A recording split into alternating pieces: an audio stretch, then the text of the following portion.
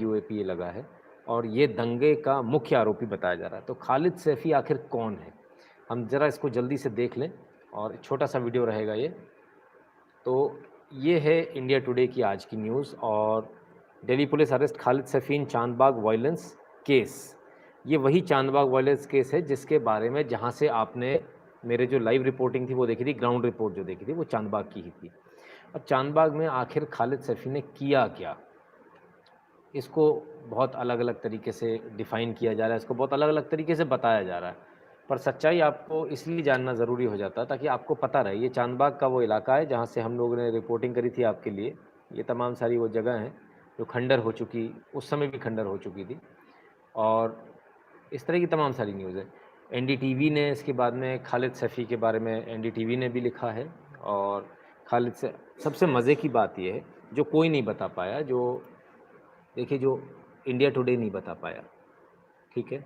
India today नहीं बता पाया कि ये क्या कर रहे थे। इन्होंने बताया during investigation it was found that he played crucial role in arranging a meeting between suspended AAP Tahir Hussain and activist Omar Khalid. अब ये ओमर खालिद भी जो है एक्टिविस्ट नहीं है, ये आतंकवादी हैं। यहाँ पर भी हमको आपत्ति है इनके लिखने पर। लेकिन एनडीटीवी जो है, एनडीटीवी ने बड़े प्यार से बता दिया ये कौन है। Khalid Saifi United Against Hate नाम का संगठन चलाता है। नॉर्थ ईस्ट के जगतपुरी दंगों में भी खालिद सैफी गिरफ्तार हो चुका है। ठीक है साहब, जगतपुरी में जो नॉर्थ ईस्ट में दंगे हुए थे उसमें भी ये गिरफ्तार हुआ और ये है वो खालिद सैफी। और ये इसलिए गिरफ्तार हुआ क्योंकि ये लगातार दंगे दिल्ली के अंदर फैला रहा था। रवि तिवारी जी बहुत बहुत धन्यवाद, you are doing a great job and your presentation keep it up, thank you, बहुत बहुत धन्यवाद। तो ये जो है, मैंने कुछ कहीं गलती से हाथ दब गया, बहरहाल ये जो है, ये बंदा जो है, ये लगातार जगतपुरी के दंगों में, चांदबाग के दंगों में, हर जगह इसका बार बार नाम आ रहा। अब ये बंदा है कौन?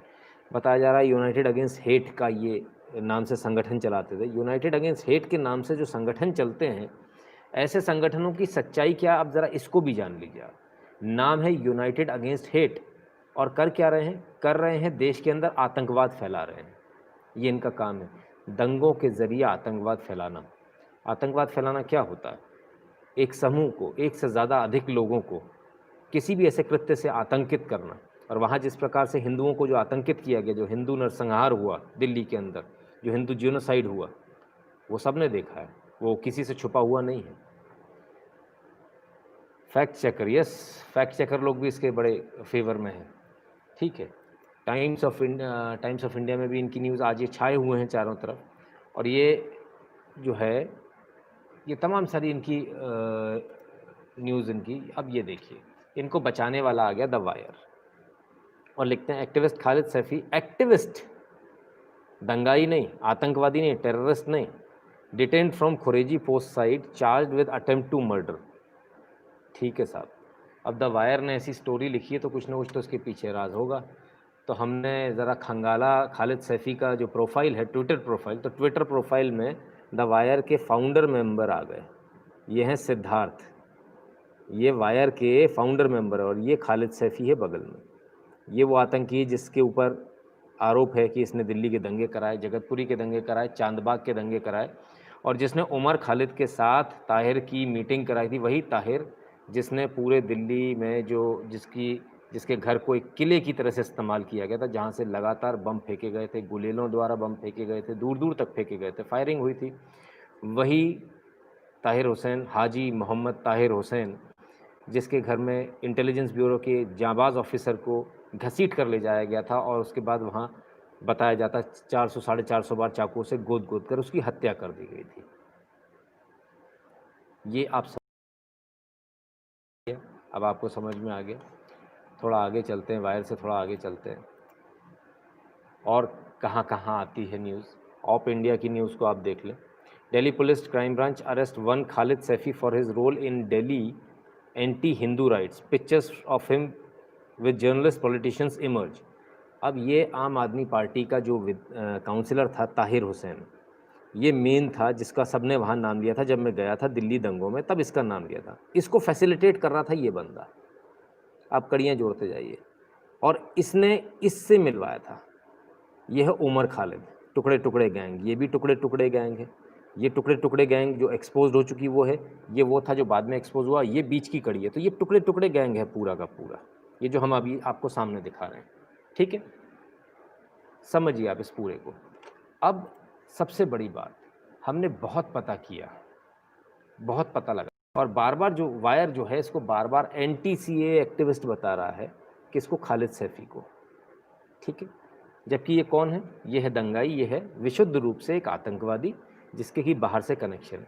हमने कई जगह कई बार पता, इसका नाम जब हम दिल्ली गए थे तब भी आया था। एक और नाम आया था लियाकत अली अंसारी, अभी उनकी अरेस्ट बाकी है शायद, क्योंकि अभी तक मैंने जितनी भी चार्जशीट हुई है और जितनी भी अरेस्ट हुई है, मैंने लियाकत अली का नाम मेरे सामने आया नहीं है। तो अभी एक और मेन जो बंदा है वो बाकी है, वो है लियाकत अली अंसारी। और ये जो सामने मस्जिद जो थी हरी वाली मस्जिद, ये उसमें था और इसने वहाँ से लोगों को इंस्टिगेट किया था, ये मस्जिद से लोगों को निकाल कर लाया था, ऐसा वहाँ के लोगों ने हमको बताया था। ठीक है, तो लियाकत अली अंसारी अभी बाहर हो सकता है, अगर होगा तो बहुत जल्दी अंदर जाएगा, क्योंकि अभी एक एक करके सबका नंबर लग गया, बचने वाला कोई भी नहीं। मैंने उस समय भी आपसे कहा था इसमें बचने वाला कोई भी नहीं है। दिल्ली नरसंहार में जो हिंदुओं का नरसंहार हुआ, इसमें बचेगा कोई नहीं। और ये धीरे धीरे अब एक एक करके पकड़ में आते जा रहे हैं। एक चीज़ और समझिए, हमको इन वीडियोस को इंग्लिश में बनाना पड़ेगा, तो मेरा आप सबसे थोड़ा निवेदन रहेगा, जब मैं इंग्लिश में बनाऊँ तो थोड़ा सपोर्ट कीजिएगा, बिकॉज बाहर जो जाना है वो अंग्रेज़ी के ही वीडियो जाने। कई जगहों से मेरे पास यूएस से लेके यूरोप से लेके ब्रिटेन से कई सारे लोगों ने बोले सर अंग्रेज़ी में बनाइए, इंग्लिश में बनाइए, ताकि हम यहाँ के लोगों को दिखा सकें। नरेटिव बहुत ख़राब हो रहा है भारत का, तो फ्यूचर में हम इसको इंग्लिश में भी बनाएंगे, ताकि वहाँ के लोग भी इसको अच्छी तरह से उठा सकें, उसको देख सकें। अगर होगा तो इंग्लिश हिंदी के 2 वर्जन चलाया करेंगे। बहरहाल, तो खालिद सैफी जो पकड़ा गया, ये आखिर कौन है? इस बंदे के बारे में हमने बड़ा, जब हम वहाँ गए थे तभी भी हमने पता करने की कोशिश करी, हमें नहीं पता चला ये काम क्या करता है, लेकिन इसकी लाइफ़स्टाइल बहुत अच्छी है। ये पैसों की कमी इसको कभी नहीं होती है। ये मतलब जितना हमने इसके बारे में पता किया, इनमें से जितने भी लोग हैं सर, सबसे मज़े की बात, लियाकत अली अंसारी हो, ताहिर हुसैन हो, ताहिर हुसैन के बारे में बताया जाता ठेके लेता, किस चीज़ के लेता, कहाँ लेता, कुछ पता नहीं चला, लेकिन इनके पास पैसा बहुत है, सबके पास पैसा बहुत था। और इस बात को जब शाहीन बाग का शुरू हुआ था धरना, तब सबसे पहले मैंने वीडियो में मैंने बहुत स्पष्ट रूप से कहा था, ये जो पैसा आ रहा है, ये पैसा आ रहा है सऊदी अरेबिया से, ये पैसा पाकिस्तान से आ रहा है, ये पैसा चाइना से आ रहा है, और ये 2 रास्तों से आ रहा है, एक सऊदी अरेबिया से आ रहा है और एक आ रहा है घूमकर जर्मनी के थ्रू। तो ये 2 जगहों से आ रहा है और ये तमाम तरह की चीज़ों के उस पर आ रहा है। जैसे मान लीजिए कि फ़र्ज़ कीजिए कि मैं आपको कुछ बेच रहा हूँ बैठ के, ऐसे मान लेते हैं, जैसे मैंने ये फूल बनाकर आपको बेचा और ये ऑनलाइन फूल बेच दिया मैंने आपको, या मैंने कोई डिज़ाइन बना दिया।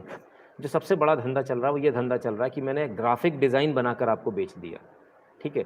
वो आपने ख़रीद लिया $1000 में, यानी मेरे पास सीधे $70,000 आ गए। तो 2-2, 3-3, 5-5 हज़ार डॉलर के बड़े आराम से बिक रहे हैं। एक तो ये रास्ता है। दूसरा रास्ता जो है वो 40,000 से कम वाला वेस्टर्न यूनियन वाला है। सबसे ज़्यादा वेस्टर्न यूनियन जो आ रहा है वो इन्हीं लोगों के पास आ रहा है, और ये पूरे दावे के साथ बोलता हूँ मैं। इसके पूरे आंकड़े हमने निकाले, उसके बाद ही बोल रहा हूँ। जो सबसे ज़्यादा वेस्टर्न यूनियन आ रहा है, वो वेस्टर्न यूनियन इन्हीं लोगों के नाम पर आ रहा है, और ये लोग 40,000 से नीचे में कई मल्टीपल अकाउंट्स में लेते हैं। जैसे मान लीजिए घर में 5 लोग हैं, 5 तो इनके होते नहीं, 15-20 लोग होते हैं। तो घर में जो 15-20 लोग हैं, तो 15-20 लोगों के नाम से 40-40 हज़ार, 38-38 हज़ार रुपये आ जाएंगे। तो वो इनको निकालना भी आसान होता है, कैश में मिलता है, ठीक है? तो जितने भी लोग हमने देखे, हम इनका कहीं से सोर्स ऑफ इनकम नहीं पता चल पा रहा। तो सोर्स ऑफ इनकम जब नहीं पता चल रहा, तो सर ये देखिए, anti-CA protest were funded from middle east Delhi police, और अप्रैल 28 को दिल्ली पुलिस ने बताया 2020 को, जबकि इस बात को मैंने नवंबर में, अक्टूबर-नवंबर में पिछले साल बहुत स्पष्ट रूप से कह दिया था, ये पूरा पैसा जो है ये मिडिल ईस्ट से आ रहा है, सऊदी अरेबिया से आ रहा है, ये पैसा पाकिस्तान से आ रहा है, ये पैसा चाइना से आ रहा है। ठीक है, बहुत क्लियर है। चलिए, अब बात यहाँ पर ख़त्म नहीं हो जाती। अगर आप सोचेंगे कि इतने पर बात ख़त्म हो जाए, नहीं। अगर हम थोड़ा-सा और इसको देखेंगे, तो जितने भी प्रोटेस्ट हुए, चाहे वो जामिया मिलिया का हुआ, चाहे शाहीन बाग हुआ, चाहे कुछ भी हुआ, Jamia Millia alumni association got fund from gulf nation to hold anti CAA protest, Delhi police tells court, 29 April 2020 को। हम इसको कब से बोल रहे थे? डे 1 से बोल रहे थे, पहले दिन से। फंडिंग जो आ रही है उसको कैसे रोकेंगे? देखिए सर, इसमें 40,000 से नीचे वाला तो आप नहीं रोक पाएंगे, क्योंकि आपका नियम है या तो आप वेस्टर्न यूनियन बंद कर दीजिए, और वेस्टर्न यूनियन बंद होगा तो हमारे यहाँ पैसा हम में से किसी को मिलना तो है नहीं, लेकिन हमारे यहाँ पेट में दर्द ज़रूर लोगों के हो जाता है और लोग चिल्लाना शुरू हो जाते हैं कि भैया ऐसा हो गया और वेस्टर्न यूनियन बंद हो गया और दुनिया भर की बातें शुरू हो जाएंगी। लेकिन अगर आपको ये लग रहा है कि सिर्फ इतना सा ये जो पैसा सिर्फ यही था, शाहीन बाग और जामिया मिलिया सिर्फ इतना ही पैसा फंड हो रहा है, तो आप गलत फहमी में, क्योंकि हम लगातार आपसे कहते आ रहे हैं जो यूएस में भी जो हो रहा है वो सब कुछ फंडिंग जो है।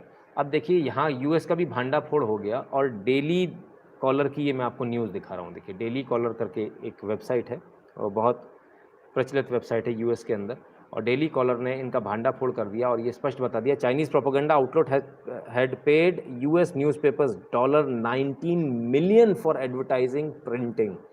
$19 की रिश्वत दी गई, ये बताया डेली कॉलर ने चाइना के द्वारा। चाइना ने $19 मिलियन वहाँ के अखबारों को दिए हैं, अखबार में अपने हिसाब से लेख लिखवाने के लिए। जो भारत में हो रहा था वो सब जगह हो रहा है। चाइना, लोगों को लग रहा होगा ना कि यहाँ चाइना क्यों पैसा डाल रहा है, तो चाइना सब जगह पैसा डाल रहा है। इसलिए शुरू से मैं एक चीज़ बोल रहा हूँ, सऊदी से, पाकिस्तान से और चाइना से, 3 जगह से पैसा आ रहा है। पाकिस्तान के पास खाने को नहीं है लेकिन पैसा तो साहब वो दे ही रहा है। अब सवाल ये उठता है कि आखिर इनका जो पूरा सिस्टम है, मैं धीरे धीरे आपको एक एक करके तस्वीरें दिखाता जाऊँगा, तो अब ज़रा समझने का प्रयास कीजिएगा। ये इकोसिस्टम है इनका। ये व्यक्ति दंगा करेगा, ये व्यक्ति उसको बचाएगा, उसके फेवर में आर्टिकल लिखेगा, उसको एक्टिविस्ट बताएगा। ये वायर के हैं, ठीक है। ये पूरा इनका जो इकोसिस्टम है, अब कैसे इनका आ रहा है सामने, इसको देखिए आप। अब दूसरी चीज़ दिखाता हूँ। ये देखिए तमाम सारे, ये द वायर की अरफा खानम शेरवानी, ये राजदीप सरदेसाई, ये सब के साथ में मिलेगा आपको। ये मिलेगा रवीश कुमार के साथ में, ये मिलेगा अरविंद केजरीवाल के साथ में, ये मिलेगा मनीष सिसोदिया के साथ में, ये मिलेगा अभिसार शर्मा के साथ में। ये पूरा इनका इकोसिस्टम है, जो इकोसिस्टम अक्सर आप देखते हैं काम करता हुआ, ये पूरा इकोसिस्टम है इनका। ये समय आपके स्क्रीन पर जो है वो पूरा इकोसिस्टम है इनका, जो इकोसिस्टम काम करता है। और ये सारे लोग हैंड इन ग्लोव की तरह से काम करते हैं। ये जब कुछ गड़बड़ करेगा तो अभिसार उसके लिए कुछ ना कुछ लिख देगा, अरफा खानम उसके लिए लिख देंगी, रवीश कुमार एक बड़ा इमोशनल सा लिख देंगे, ये दौड़ कर आ जाएंगे उनके लिए लड़ने झगड़ने, और राजदीप सरदेसाई लॉजिकल पोस्ट लेकर आ जाएंगे कि क्या ऐसा होना चाहिए भारत में। ये पूरा इकोसिस्टम जो है आपके सामने है, ये पूरा इकोसिस्टम, इसको आप समझिए। और इस इकोसिस्टम को यदि आप समझ गए, इसमें आपके कन्हैया कुमार भी आएंगे, सब आएंगे इसमें। इस इकोसिस्टम को यदि आप समझ गए तो आप समझ जाइए कि अब फिर आपको कोई बेवकूफ़ नहीं बना सकता। अदरवाइज़ लगातार ये लोग बेवकूफ़ आपको बनाते रहेंगे, झूठी झूठी खबरें छापते रहेंगे और झूठी खबरें छापकर आपको मूर्ख बनाने का प्रयास चलता रहेगा। ये इकोसिस्टम इनका समझना बहुत ज़रूरी है। ये वही लोग हैं, चेहरे बदलेंगे ही नहीं। आप भारत के अंदर कुछ भी गड़बड़ होता देखेंगे, चेहरे वही दिखेंगे, ये चेहरे नहीं बदलने वाले, ये चेहरे वही के वही रहेंगे।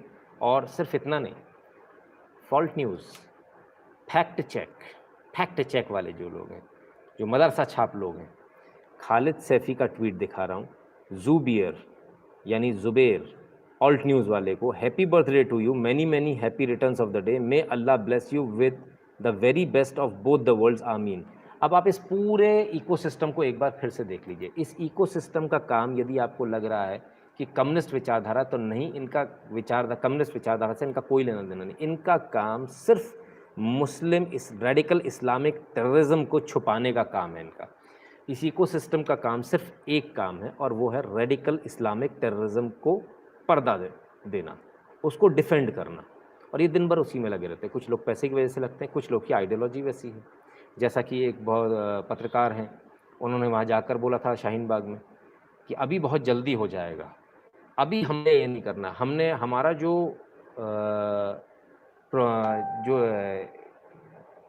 एजेंडा है वो वहीं का वही, हमने एजेंडा नहीं बदला है, लेकिन फ़िलहाल अभी हम सबको साथ लेके चलेंगे। इसलिए जो आप ये जो लगा रहे हो नारा, तेरा मेरा रिश्ता क्या, ला इलाहा इल्लल्लाह, ये जल्दी हो जा रहा है, इसको अभी मत करो, इसको ऐसा मत बनाओ, इसको अभी सबको आने दो। इसमें दलित को भी खींचेंगे, सबको खींचेंगे, भीड़ बढ़ा लेंगे, भीड़ बढ़ाने के बाद दंगा करेंगे, ताकि कहने को जाए देखो इतनी सारी भीड़ थी, उसने दंगा किया, जबकि दंगा करने वाले सिर्फ गिने चुने वही 4 चेहरे। अब ये आपने पूरा चेहरा देखा, इनमें बहुत सारे चेहरे छूट गए हैं। इनमें चेहरा छूट गया स्वरा भास्कर का, जिन्होंने बाकायदा ट्वीट करके ये कहा था कि people of Delhi come out on streets, सबसे पहला भड़काया अगर किसी ने था तो स्वरा भास्कर ने भड़काया था। दिल्ली में जो हिंदुओं का नरसंहार हुआ, उसकी सबसे पहली कल्प्रिट अगर कोई है तो वो स्वरा भास्कर है। इसलिए स्वरा भास्कर को भी यूएपीए के तहत बुक करके बाकायदा उनके ऊपर चार्ज लगाया जाना चाहिए। ना सिर्फ इतना, अरफा खानम शेरवानी ने बाकायदा अपने ट्वीट के ज़रिए पत्रकारिता को दागदार करते हुए ऐसे ट्वीट्स किए थे जिसमें उन्होंने स्पष्ट रूप से लोगों को भड़काया था। ये भी वो हैं जिनके ऊपर मुकदमा कायम होना चाहिए। यूएपीए के तहत इनको भी चार्ज किया जाना चाहिए और इन पर भी मुकदमा लगना चाहिए। ये लोग देखिए, जिन्होंने पत्थर फेंका वो तो आपके सामने आ गए। ये जो सैफ़ी वैफ़ी हैं, ये तो फ्रंट लाइनर्स हैं, ये प्यादे हैं। मैं फिर से आपसे कह रहा हूँ, ये प्यादे हैं। इनके पीछे जो काम कर, ताहिर हुसैन तो प्यादा था, उसने अपने घर को मूर्खतापूर्ण तरीके से किले में तब्दील कर लिया। उसे पता था वो तो पकड़ा जाएगा, वो तो कि मतलब कोई चांस ही नहीं था कि बचता। लेकिन इसको जो लोग पीछे से गाइड कर रहे थे, जो लोग फ़ोन के ऊपर बता रहे थे, वो लोग कौन थे? वो लोग कौन थे जिन्होंने भड़काया लोगों को और लोगों से कहा कि आप बाहर आइए? वो लोग कौन थे जिन्होंने लगातार झूठ बोला कि आपका जो सीएए बिल पास हुआ है, इसमें आपकी नागरिकता जा रही है? नागरिकता तो किसी की भी नहीं जा रही। और हमने डे वन से सिर्फ एक ही चीज़ कहा था, इस बिल के अंदर सबसे पहले भाजपा या सरकार के किसी भी मंत्री के कहने से पहले सबसे पहले मैंने ये कहा था, सबसे पहला आदमी था मैं, जब मैंने जब पास हुआ था कानून, उसके बाद पढ़ा था, पढ़ने के बाद मैंने सिर्फ एक ही चीज़ बोली थी, इसमें तो नागरिकता किसी की ले ही नहीं सकते, सिर्फ दी जा सकती है, इसमें रिवोक तो कर ही नहीं सकते, प्रोविज़न ही नहीं था कहीं। तब मैंने डंके की चोट पर कहा था कि इसमें नागरिकता सिर्फ दी जा सकती, ली नहीं जा सकती। बाद में इसी लाइन को सभी ने पकड़ा और लगभग सारे मंत्रियों ने और सब ने यही बोलना शुरू किया। कीप इट अप गब्बर जी, जी बहुत बहुत धन्यवाद। तो आपको समझ में आ रहा है ये इकोसिस्टम कितना बड़ा? ये इकोसिस्टम ये कुछ 2, 4, 10 पत्रकारों तक नहीं है। ये इकोसिस्टम कुछ आपको सिर्फ पत्रकारों तक नहीं, ये बॉलीवुड तक जाता है। ये इकोसिस्टम बहुत ऊपर जा रहा है। इस इकोसिस्टम में बहुत सारे लोग हैं और ये बहुत सारे लोग जो हैं, ये बहरूपिये जो अलग-अलग तरीके के हैं, ये सभी लोग एक साथ काम कर रहे हैं और सब एक दूसरे को शील्ड कर रहे हैं। अगर इसने कुछ किया तो वायर उसके लिए स्टोरी लिख देगा, वायर के ऊपर कुछ आएगा तो ये लोग हल्ला मचाना शुरू कर देंगे, इसको रिलीज़ करो, उसको रिलीज़ करो। क्या सफ़ूरा के नाम पर इतना सारा झंझट, इतना सारा झगड़ा जो हो रहा है, मैं देखकर उसको हैरान हूँ साहब कि आज ही के दिन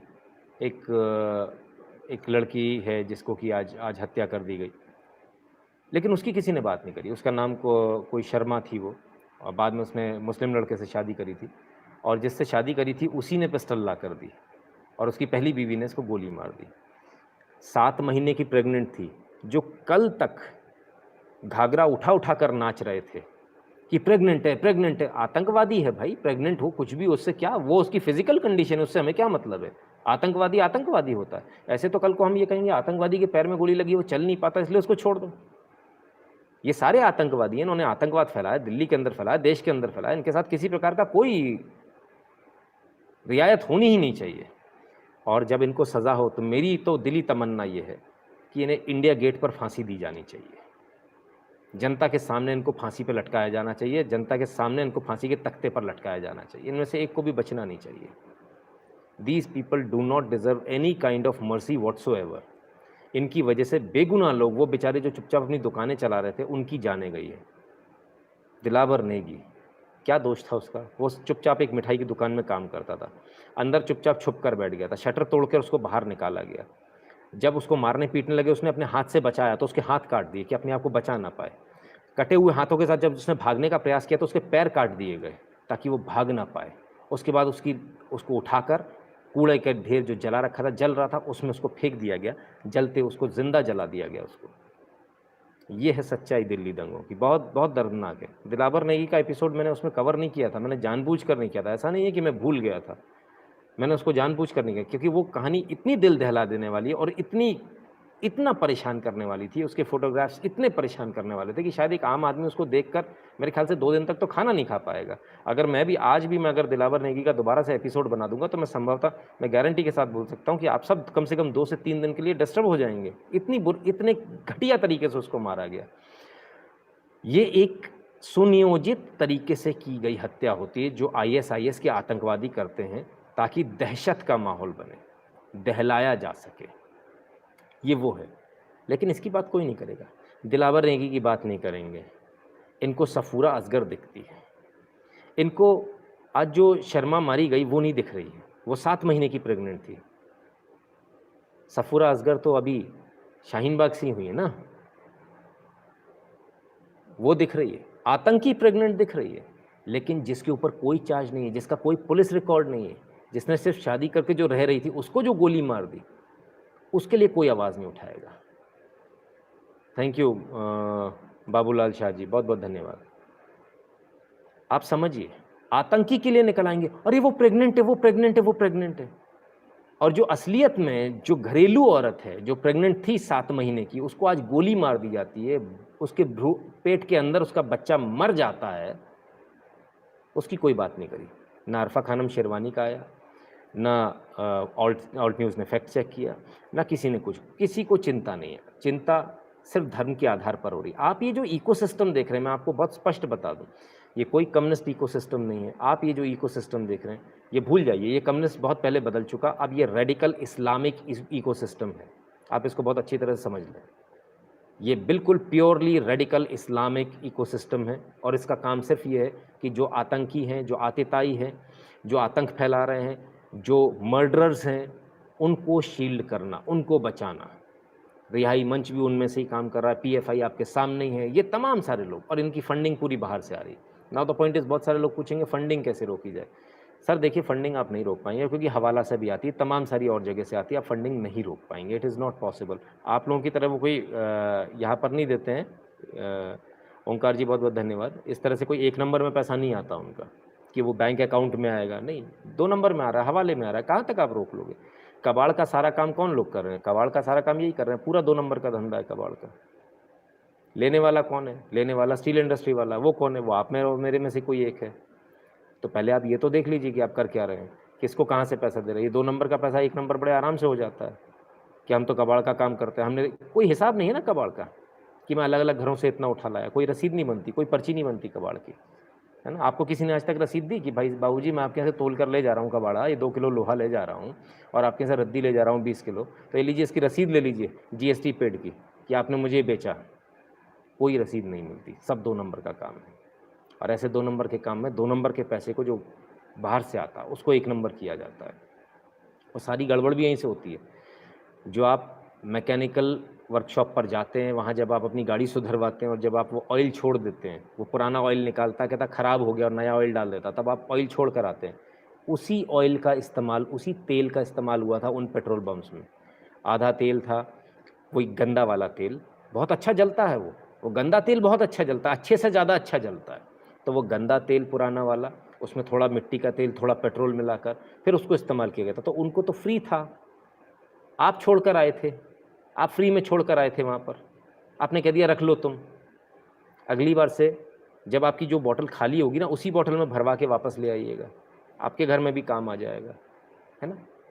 और जितने पार्ट्स आपके निकलते हैं, बेरिंग्स की जो गोलियां होती हैं, ये इस्तेमाल की गई थी बम के साथ में, ताकि वो घुस जाएं दूसरे में, धंस जाएं अंदर। ये सारी चीज़ें आपको समझनी पड़ेंगी। अब जो चीज़ें छोड़ कर आ रहे हैं, बहुत छोटा छोटा, बहुत माइन्यूटली आपको समझना पड़ेगा। शर्मा वाला क्या मामला है और कहाँ का है? जी, शर्मा वाला मामला आज ही का है, और मैं कोशिश करता हूँ, मैं आपको देने की कोशिश करता हूँ।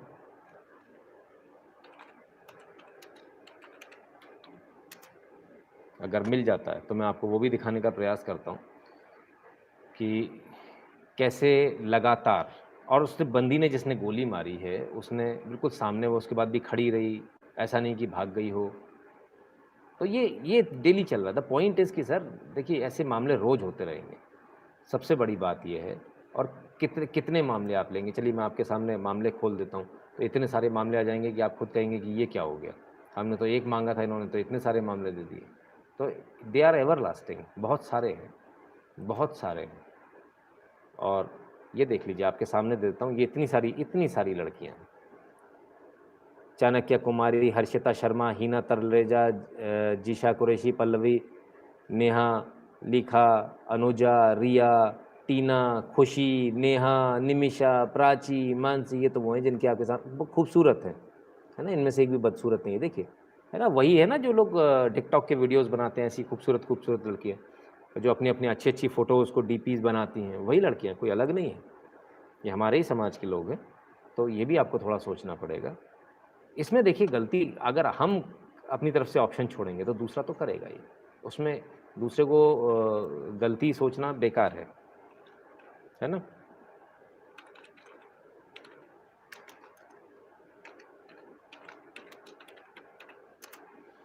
तो बहरहाल तो आप इस पूरे इकोसिस्टम को समझिए। मैं फिर से आपको बता दूं, ये इकोसिस्टम जो है, ये इकोसिस्टम बहुत clearly Islamic, radical Islamic terrorism को हवा देने वाला, उसको बचाने वाला वो इकोसिस्टम है।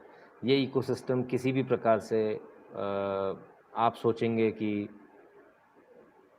हाँ, ये देखिए आ गया, मानसी शर्मा इसका नाम है।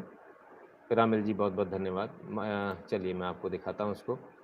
शाहीन अरुण पुंडूर के ये ट्वीट है, और ये शाहीन बाग शेर जफर्स wife Shabana aka Sherni shot dead Hindu born Mansi Sharma who converted to Islam to become Alia to marry Zafar as one of his wifes. अब ये क्या हुआ, ये मानसी शर्मा है जिसने कि जफ़र से शादी करी, ठीक है। और मज़े की बात यह है कि जफ़र की पहली बीवी ने इसको गोली मार दी, और ये गोली मारकर ये पड़ी हुई है लाश इसकी, और ये गोली मारकर यहीं खड़ी, भागी नहीं। और इसको ये जो पिस्टल ला कर दी थी, ये जफ़र नहीं ला कर दी थी। लेकिन अब इस बारे में आज कोई बात नहीं कर रहा है, सारे फेमिनिज़्म सब घुस गया, सब गायब हो गया। और ये 7 महीने की प्रेग्नेंट थी, ठीक है, ये बाकायदा न्यूज़ में है, सब जगह प्रूव्ड है, ठीक है। तो ये चीज़ें हैं भैया, ये बहुत क्लियर है। और ये पूरा इकोसिस्टम जो आप देख रहे हैं, इसको आप समझ लीजिए, अच्छी तरह समझ लें। और इस इकोसिस्टम से सर पीएफआई बैन क्यों नहीं होता, होगा ना सर, कोर्ट से बैन होगा, सरकार बैन नहीं करेगी, उसको बता दिया, पहले भी बता दिया। एक ही एक सवाल को अपन बार बार ना क्या करें। क्या आप लोग एक ही सवाल को बार बार करोगे, मुझे इरिटेशन होगा। क्या मैं एक ही चीज़ को रिपीट करूँ बार बार, इट डजंट लुक नाइस। कह दिया होगा, कोर्ट से होगा, कोर्ट करेगा, मामला कोर्ट में विचाराधीन, आप कैसे बैन कर दोगे। Atul music again you have repeated the comment.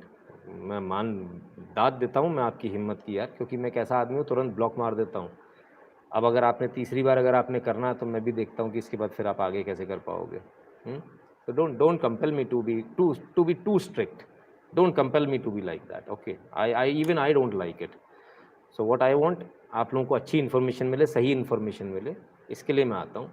बार बार एक ही कमेंट को करेंगे, मज़ा नहीं आएगा। मामला कोर्ट में है, कोर्ट बैन करेगा, सब कुछ कोर्ट के अधीन है, ठीक है। Please maintain the decorum, yes of course.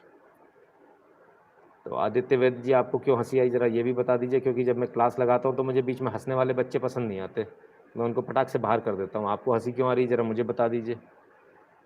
किसी भी व्यक्ति को अगर ये गलतफहमी है कि मुझे व्यूअर्स की चिंता है, तो वो गलतफहमी अपने दिमाग से बहुत जल्दी निकाल ले, उतना ही अच्छा होगा, है ना। इस चीज़ को जब हम यहाँ बैठे हैं पूरी डिसिप्लिन के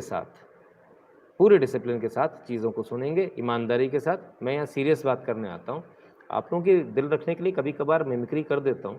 दैट डजंट मीन कि हम लोग जोकरपंती करने आते हैं, वरना फिर मैं टिकटॉक पे अच्छा हूँ, मैं यूट्यूब पे क्यों टाइम ख़राब करूँगा, है ना। Let us not waste our time, let us be very serious. जो खतरा आपके सिर पर है, ज़रा उसकी सीरियसनेस को समझिए। जब मजाक वाला वीडियो आएगा तो उसमें मैं पूरा आपको मज़े दूंगा मजाक के, डोंट वरी। लेकिन आज जो सीरियसनेस है उसको समझिए। आपके सिर पर दिल्ली के अंदर जो मौत मंडरा रही है, उसको अंडर एस्टिमेट लोगों ने किया, अंडरमाइन किया, उसका नतीजा सामने है। हिंदू नरसंहार हुआ और मेवात में हो रहा है।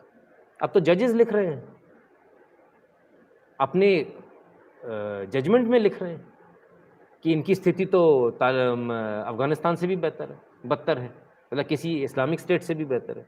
मोदी जी ने एनजीओ को बैन किया, अब कैसे ऑपरेट कर रहे हैं ये इंडिया में। यस, देखिए प्रतीक जी धन्यवाद। प्रतीक जी समझिए, मोदी जी ने जो बैन किया वो बड़े एनजीओज़ को बैन किया, जो बड़ा एफसीआरए के थ्रू पैसा आ रहा था उसको बैन किया है, ठीक है। अगर वो बैन नहीं होता तो अब तक तो हज़ारों करोड़ रुपए आ गए होते। जैसे मैंने अभी आपको बताया था ना, कहाँ का बताया था, यूएस का बताया था ना, कितना पैसा, $19 मिलियन। अंदाज़ा लगाइए आप, इसको मोटा मोटा 20 मिलियन पकड़ लीजिए। 1 मिलियन में 10 लाख होता है सर। 10 मिलियन में कितना हो गया, 1 करोड़।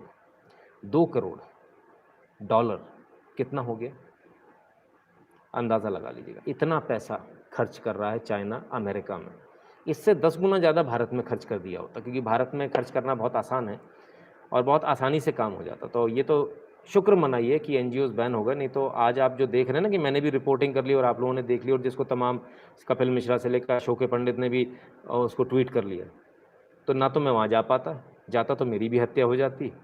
वो जाने ही नहीं देते मुझे, और मैं अगर ऐसी बना लेता, अगर मैं ऐसी कोई वीडियो बन भी जाती मेरी, तो मुझे मेरे ऊपर केसेस इतने लाद दिए जाते कि इनके पास पैसे की कमी नहीं होती। आज भी इन्होंने कोशिश बहुत करी है, ऐसा नहीं कोशिश नहीं करी, कोशिश बहुत करी है, पर सक्सेसफुल नहीं हो पाए, है ना। यही अगर दूसरी सरकार होती तो शायद मैं इतना बोल ही नहीं पाता आप लोगों के सामने, आप लोगों की आंखें खुल ही नहीं पाती। तो ये बहुत क्लियर है क्या चल रहा है देश के अंदर, ये अभी आप देख पा रहे हैं, इसके बाद तो आप देख भी नहीं पाएंगे, आपको पता भी नहीं चलेगा, है ना। तो Shukla ji, you are,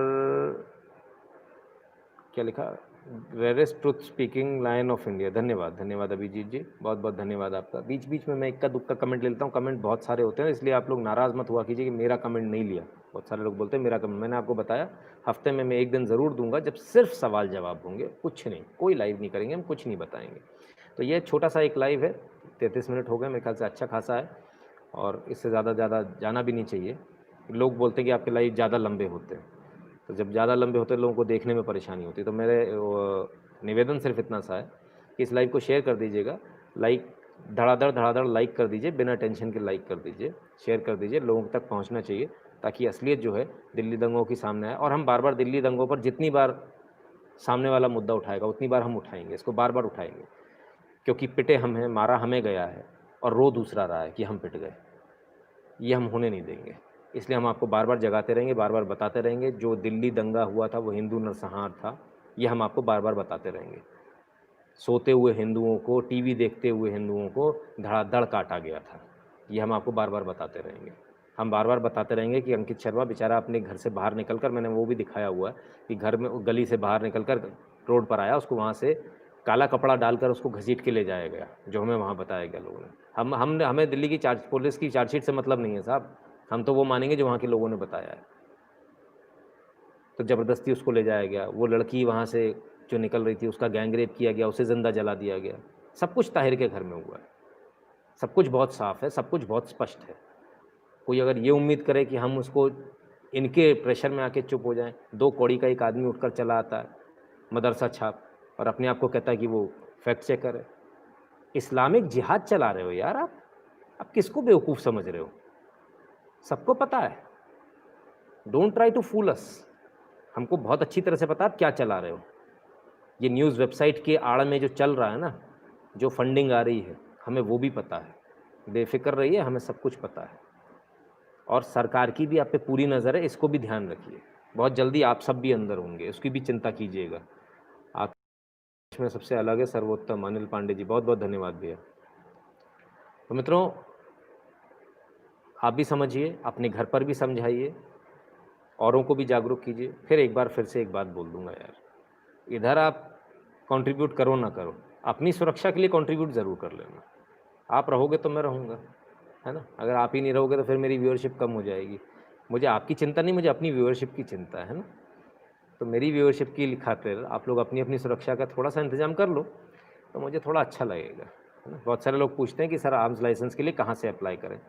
online application होती है सर, अब पूरे भारत में अब ऑनलाइन एप्लीकेशन होती है। आप अपना मिनिस्ट्री ऑफ होम अफेयर्स खोलेंगे, वहाँ आपको ऑनलाइन एप्लीकेशन मिल जाएगी, वहाँ ऑनलाइन एप्लीकेशन डालिए। यदि आप दुकानदार हैं तो आप उसके आधार पर भी मिल जाएगा, यदि आप मेरी तरह काम कर रहे हैं तो भी आपको मिल जाएगा। तमाम सारी और चीज़ें हैं जिसमें आपको ईमानदारी के साथ 1 नंबर में लाइसेंस मिलेगा। मैं कभी कोई 2 नंबर की बात नहीं करता, कानून तोड़ने की बात नहीं करता, और जब वक्त पड़ता है तो हम लोग पुलिस और प्रशासन के काम आते हैं ऐसे लोग, तो इसलिए हमको लेना, ताकि हम अपनी पुलिस को, प्रशासन को सपोर्ट कर सकें, बदमाशों से बचा सकें देश को, इसके लिए लेना है। तो ये कुछ चीज़ें हैं जो हमको थोड़ा सोचना चाहिए, समझना चाहिए। और बार बार कितनी बार बोलूँ, मैं खुद थक जाता हूँ बोलते बोलते, है ना। जितने लोग जाग जाएं उतनी अच्छी बात है। ठीक है मित्रों, फिर मुलाकात होगी, कोशिश करूँगा कल फिर से आऊँ लाइव। मुद्दे बहुत सारे हैं लेकिन छूट जाते हैं, ठीक है ना। एक काम कर सकते हैं, हलाल को बाय नहीं करना। हलाल को सर कोई बाय नहीं करता है, हम लोग में से कोई बाय नहीं करता, ये बाहर विदेश के लिए। दीप्ति कदम जी, बहुत बहुत धन्यवाद। देखिए, इंडिया में नहीं चलता हलाल, हलाल चलता है बाहर चलता है ना। तो उसकी चिंता बिल्कुल मत कीजिए, भारतीय कोई हलाल प्रोडक्ट नहीं खरीदता है। थैंक्स शर्मा जी, मुझे शर्मा बना दिया सर, धन्यवाद। लोगों ने तो पता नहीं क्या-क्या बना दिया था, डीएम बरेली भी बना दिया था लोगों ने तो पिछले वीडियो में, कोरोना वाले पे। हाँ, किसी ने गंगाराम का डॉक्टर बना दिया था, तो किसी ने एम्स कोरोना का एचओडी बना दिया था। खैर, आपका प्यार सर आँखों पर, आप जिस भी नाम से बुलाएँ, कोई दिक्कत नहीं है। कुछ लोग बड़े प्यार ट्रोल्स होते हैं बेचारे, वो आके टकला-टकला बोल के भी चले जाते हैं, हम तो उसमें भी खुश रहते हैं यार, तुमको खुशी होनी चाहिए, तुम खुश रहो। चलिए, बहुत-बहुत धन्यवाद मित्रों। वीडियो को शेयर कर दीजिएगा, लाइक कर दीजिएगा और यदि चैनल को सब्सक्राइब नहीं किया तो कर लीजिएगा और घंटी दबाकर ऑल नोटिफ़िकेशन को ऑन कर लीजिएगा। You are fearless and unstoppable, yes definitely I am fearless and unstoppable Piramal ji, nobody can stop me. और अभी मुझे बहुत काम करना है। भगवान राम ने मेरे लिए लिखा है ये, तो मैं वही कर रहा हूँ। मेरे भगवान कृष्ण ने, मेरे आराध्य ने मेरे लिए लिखा है, तो मैं वही कर रहा हूँ और अभी मुझे बहुत काम करना है। तो मुझे पता है मेरा एंड कहाँ होना है, तो वो मुझे पता है, इसलिए मैं फ़ियरलेस हूँ और मुझे अपने भगवान में भरोसा है, इसलिए मैं फ़ियरलेस हूँ और हम सबको होना चाहिए। फ़ियर उसको होता है जिसको भगवान में भरोसा नहीं होता। तो जिसको भगवान में भरोसा नहीं है, वो अपने गिरेबान में झाँक कर देखे, अपना शीशे में जाके अपना चेहरा देखे। फिर वो पूजा क्यों करता है, भगवान क्यों मानता है, अपने आप को हिंदू क्यों मानता है? उसे नहीं मानना चाहिए। और अगर कोई मानता है, सनातन धर्म मानता है, और अगर कोई मानता है, भगवान की पूजा करता है, तो उसमें विश्वास करना भी सीखे। और अगर विश्वास नहीं कर सकते तो फिर बेकार है, ये फालतू ढोंग है फिर तो, रोज़ सुबह घंटी बजाना, है ना? विश्वास करना सीखिए। हम अपने भगवान नहीं हैं कि हम अपने आप को बचा लेंगे, हम अपने बच्चे की तकदीर बना देंगे, हम उसको पढ़ा के लिखा के ये बना देंगे। कैसे बना दोगे सर? आप भगवान थोड़ी हो। वो वहाँ बैठा है, वो लिखेगा आपकी तकदीर, आप नहीं लिख सकते, है ना? इस बात को भी थोड़ा ध्यान दीजिएगा और ऊपर वाले में विश्वास कीजिएगा। बहुत-बहुत धन्यवाद।